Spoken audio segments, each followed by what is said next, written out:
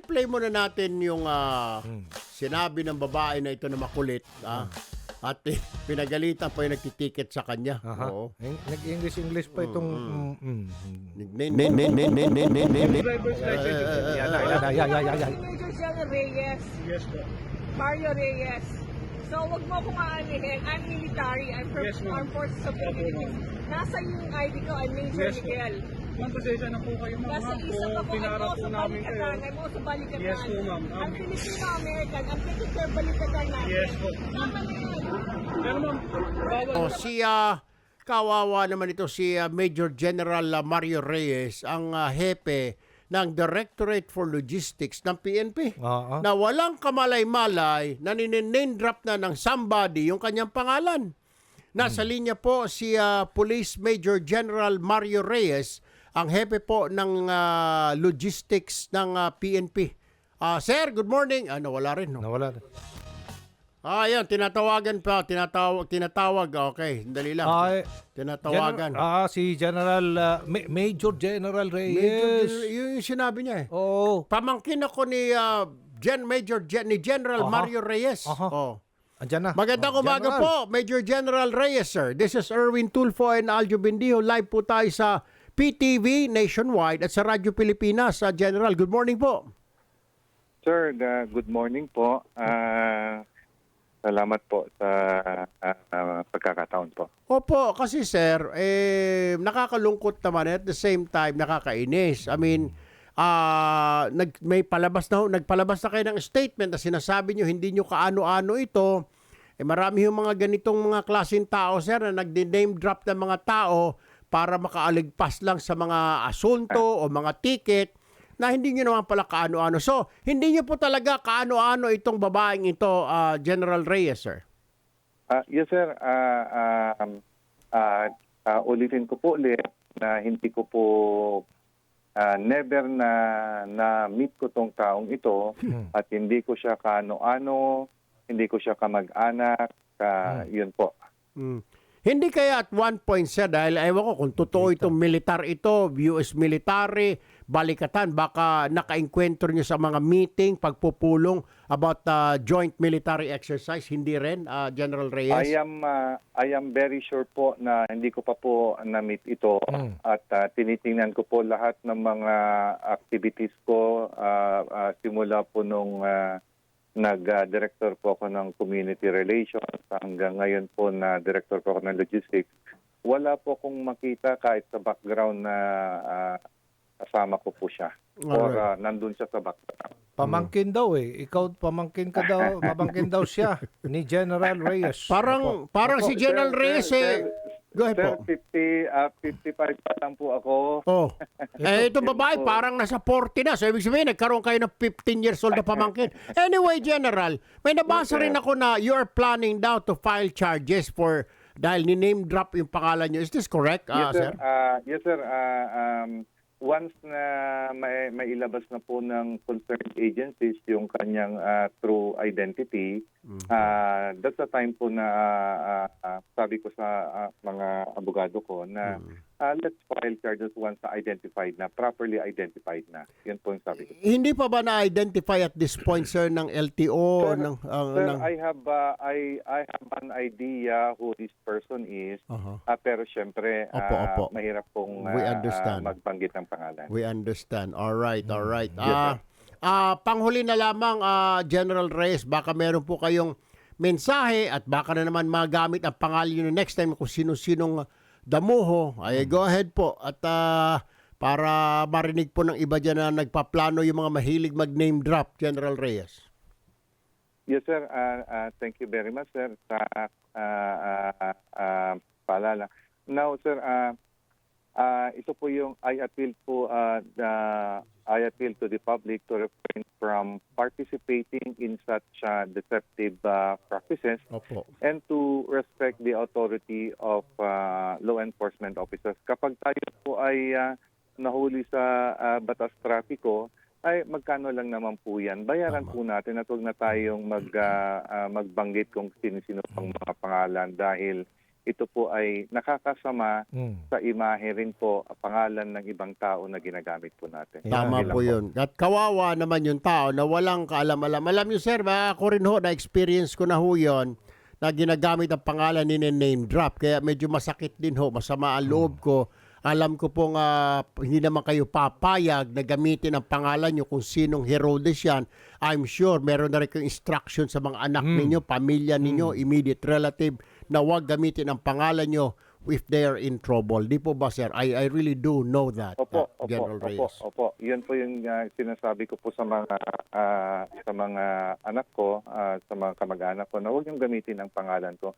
In fact, hindi po ako nagbibigay ng Calling card. calling card po. Never po simula po nung mga siguro panghuli ko na po nung mga nasa Cavite po ako nung hepe-hepe po ako sa Bacoor. Doon po kayo na-meet. Opo. hepe po ako I sa Bacoor. remember now, sir. I remember. You're Yes, sir. that kind of officer. Salamat po, Major General Reyes, sir. Thank you po, For General your Thank you time. very much, sir. Thank you po. very much. Wala na bang ibang General Reyes ngayon? Wala.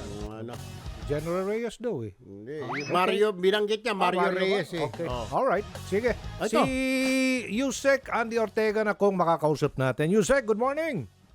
Hi, good morning, Kong Erwin at saka Aljo. Magandang umaga po. Pasensya na, naputol ang linya. Okay lang po, wala okay lang pong po. problema, sir. Sir, tanong lang natin, maraming mga kababayan natin, na-identify na ba itong babaeng itong super na ito? Kasi hindi niya binigay yung lisensya niya, binibigay niya lang ORCR. Ay, identified na po ba ito? Kasi plano rin ni General Mario Reyes sampahan ng kaso ang babaeng ito for name dropping. Kilala na po ba ninyo itong driver? Ito po, I just got a call from our Vice Chairman po ng DOTR SAIC, si Assistant Secretary Lim, no? At tukoy na po nila ang pangalan nung driver at ito po'y binigay na nila sa LTO.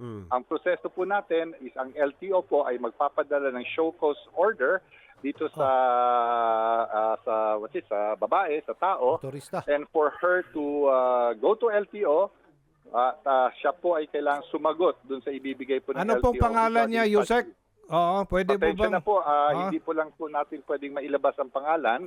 At ito po ay rest assured po at ito po ay na-confirm na po ng DOTR SAIC and LTO will handle it. Siguro po, give us a day or two para makapag-update po.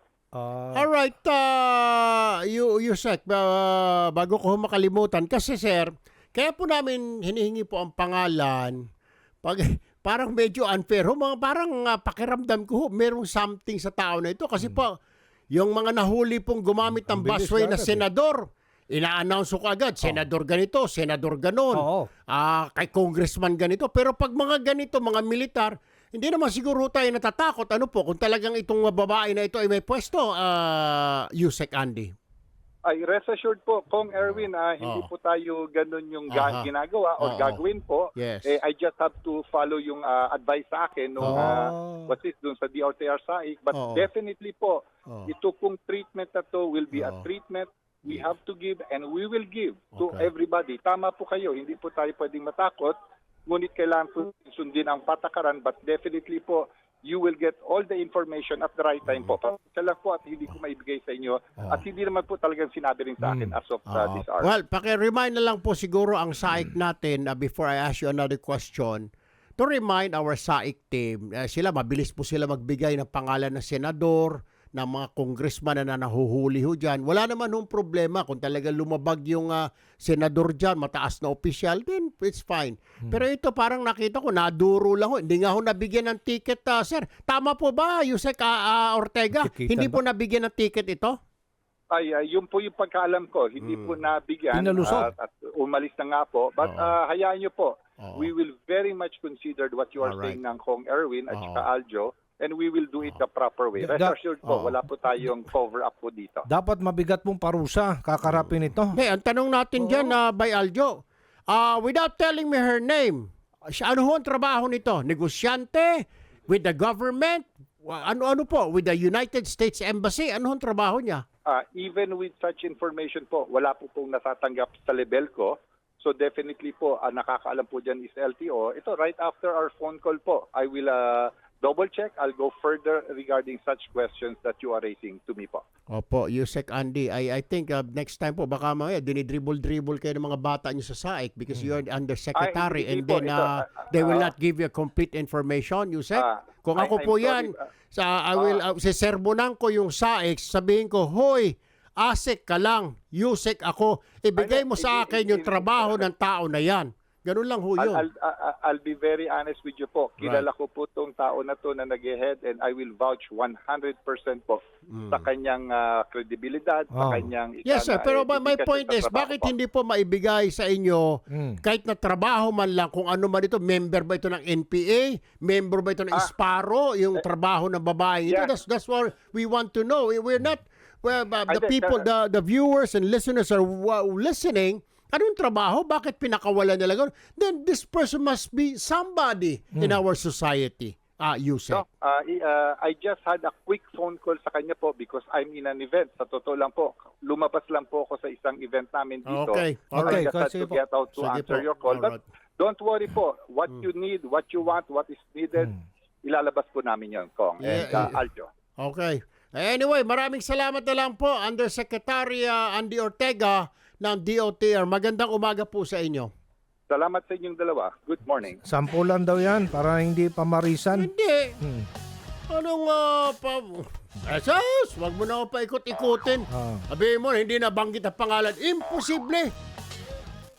Baka may malaking malaking isda ito. Siyempre pag sinabi, Yusek Erwin. Sino ba ito? Si ganito ito, si Crystal. Anong trabaho ito, Crystal? Ito, pamangkin talaga ni ganito. Ganito, ganyan. Ayaw sabihin sa atin. May protocol. May protocol eh. Mahirap yung mga ganun. Baka masabit. Baka fishball. Dik, mamaya niya, baka matanggal. Matanggal saan? Matanggal si Yusek? Pwede.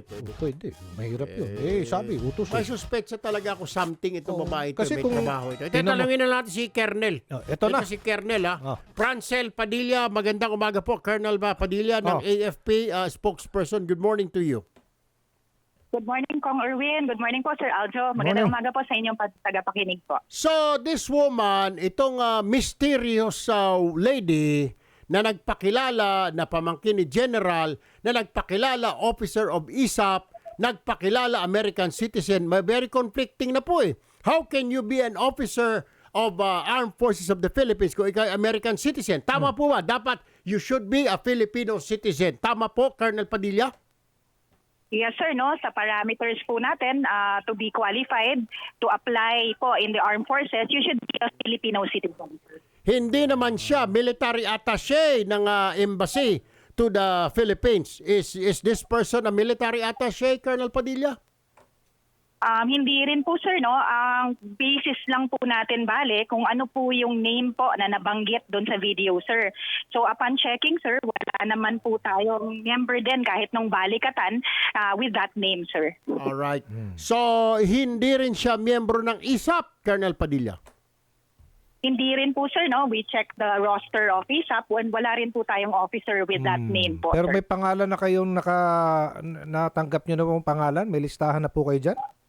Kernel? Sa ngayon, sir, wala Wala pa? pa pong coordination po ang DOTR sa atin, sir, about this. But based on the video, sir, we have checked the veracity po ng report dun sa name na nabanggit sa video, sir.